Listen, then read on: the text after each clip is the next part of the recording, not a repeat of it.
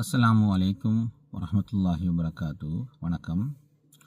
ஒரு மக்களுக்கு முக்கியமாக தேவைப்பட்ட ஒரு விடயத்தை பற்றி இன்று நான் கதைக்கலாம் நிற்கின்றேன்.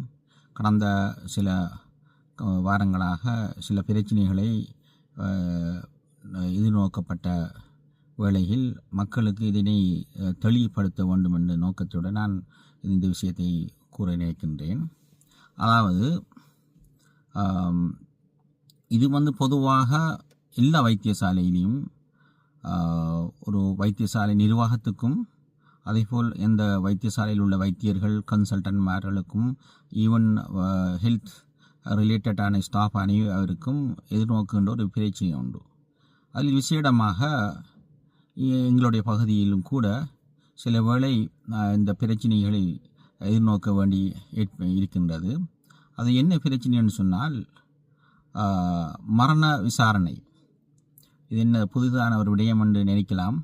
மரண விசாரணை என்றால் இன்குவெஸ்ட் ஃபார் டெத். அதாவது ஒரு மனிதர் வைத்தியசாலையிலேயோ அல்லது வெளியேயோ இறந்தால் அந்த மரணத்துக்கான சந்தேகங்கள் ஏதோ ஒரு பிரச்சனைகள் இருக்கின்றது என்பதை நாங்கள் அறிந்து கொண்டால் இது என்ன காரணத்தினால் இறந்தது என்பதை அறிந்து கொள்வதற்காக செய்யப்படுகின்ற ஒரு விசாரணை தான் மரண விசாரணை என்றும்.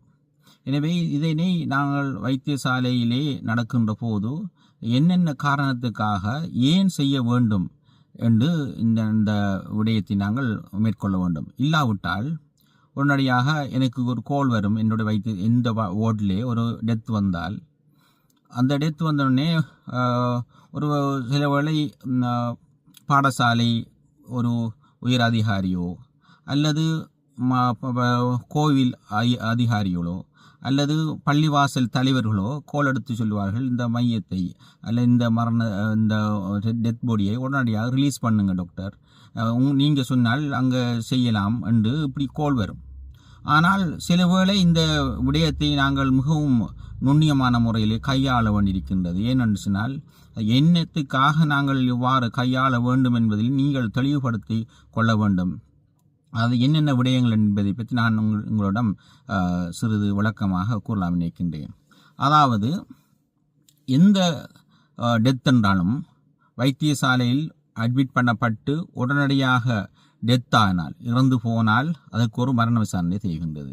இப்படி ஒவ்வொன்றாக நான் உங்களிடம் சில கூற இருக்கின்றேன். ஹூ